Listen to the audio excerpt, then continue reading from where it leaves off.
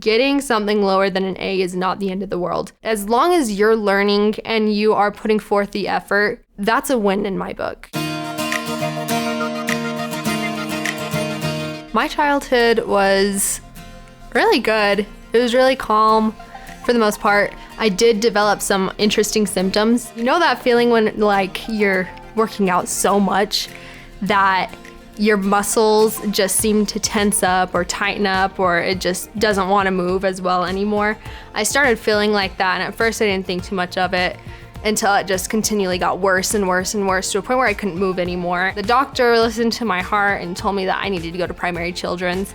So we went and came back, and he gave me the diagnosis of rheumatic fever, and the bacteria in my body everything kind of turned against me and tried to attack itself. So I destroyed my own heart, but it's okay because doctors are great and they are still working on helping me figure it out. I'm able to do what I've always loved to do. I can still swim. I swam competitively throughout the rest of my childhood. I was doing as much as any other child could, any other child would. I just had that also in the background.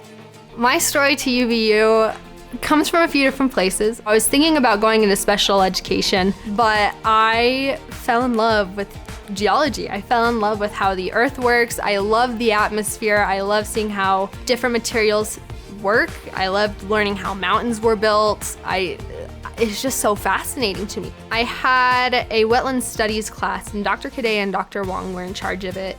And they often talked about Utah Lake and their research with Utah Lake. And I had asked Dr. Wong if she would be my mentor and if I could work with her on Utah Lake. And that's how I had first been introduced into that project. And she was ready to help me. She was ready to go with everything. She was the one who suggested starting out with different papers that I could read through, that I could start using and writing a Utah Lake narrative. She introduced me to different people who were coming down from Logan, who were working on stormwater treatments. She asked me about doing a summer program to help out with Utah Lake as well. I'd say it mainly stemmed and it mainly started through Dr. Wong as a scholarship and as a research opportunity from a class. This research has been challenging and successful.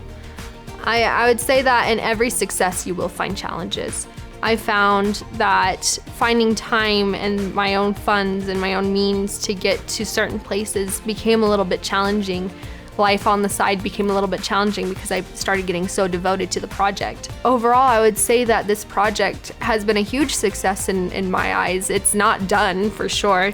They're still working on Utah Lake and they continue to work on it. But it was successful for me and for what I have been trying to do with my life here at UVU. As long as you're learning and you are putting forth the effort, so that you can better understand the world around you, so that you can better understand what you're going into and what you're trying to get into, that's a win in my book.